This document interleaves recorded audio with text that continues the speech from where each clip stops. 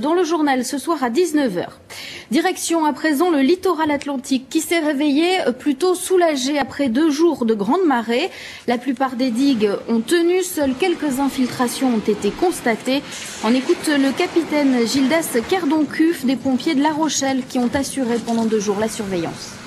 Pour le moment, le bilan est positif. On a eu quelques submersions, légères submersions et infiltrations d'eau, entre autres sur l'île de Ré et ici sur les Bouches-au-Leur, la commune d'Yves, mais qui n'ont pas eu de dégâts bien particuliers. Ce sont des zones naturelles qui ont été envahies, donc pas d'habitation cette fois-ci.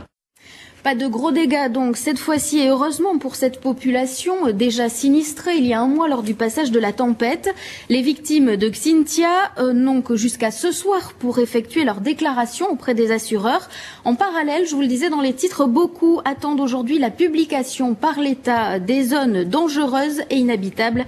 Reportage à Étré près de La Rochelle, Emmanuel Thierry et Laurent Gauthier. On allait se coucher et l'eau est arrivée donc par là, c'est l'impression qu'on a eue. Elle a fait exploser la vitre. Mon frère se trouvait devant, donc avec un enfant dans les bras. Donc on a mis tout de suite les enfants sur le bar. Moi je suis passée de l'autre côté du bar tout de suite pour essayer d'aller ouvrir la porte. La porte du garage s'est ouverte. Les hommes sont venus pour terminer de l'ouvrir.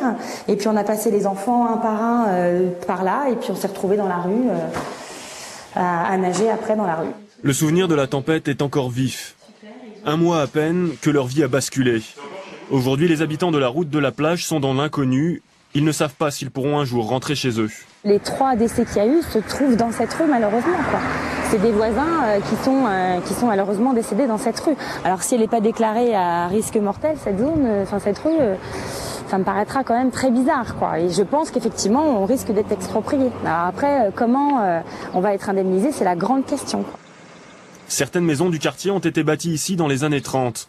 Mais si la zone est classée à risque, c'est toute la rue qui sera démolie. Les habitants se sont constitués en association pour demander des comptes au pouvoir public.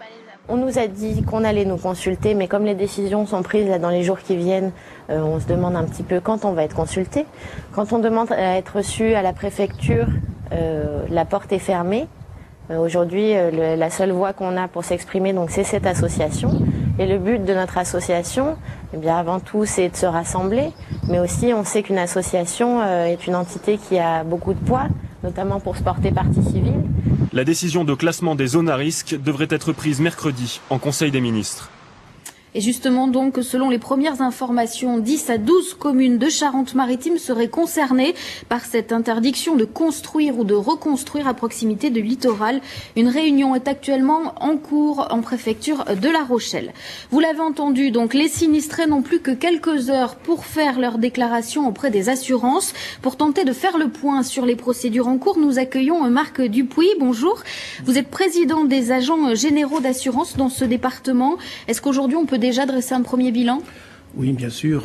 Il y a eu sur l'ensemble de l'événement tempête de Xynthia 500 000 à peu près déclarations de sinistres qui comportent à peu près 90% d'événements tempête et 10% d'événements catastrophes naturelles. Les 2 modalités d'indemnisation étant un petit peu différentes. Aujourd'hui, toutes les déclarations et toutes les expertises ont été faites ? Non, bien évidemment, tout n'est pas encore enregistré.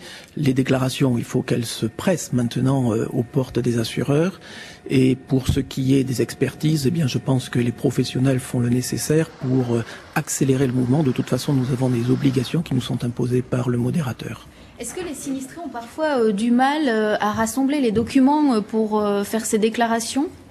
Bien sûr, mais bon, je crois que les directives qui ont été données par Yann Boretto, nommé par Christine Lagarde, vont dans le bon sens pour permettre aux gens d'intervenir rapidement et simplement, de faire leur déclaration simplement, avec des photos, des mails, des fax, on doit pouvoir faire le nécessaire. Aujourd'hui, les sinistres dont vous avez connaissance, ils sont de quel ordre ? C'est sur le mobilier, sur les véhicules ? Alors, le mobilier, les véhicules, l'immeuble, bien sûr. En ce qui concerne les déclarations, elles portent sur des montants qui sont relativement faibles en tempête, bien évidemment, quelques tuiles.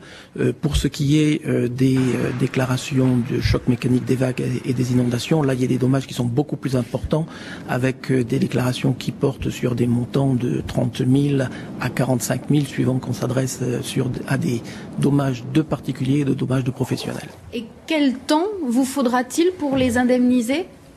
Eh bien, le principe qui a été édicté par le coordonnateur, c'est que les déclarations portant sur des dommages minimes de moins de 3 000 € puissent être faits dans les 3 mois. On va essayer de boucler ça au plus vite. Je crois que mes collègues agents généraux d'assurance feront le nécessaire.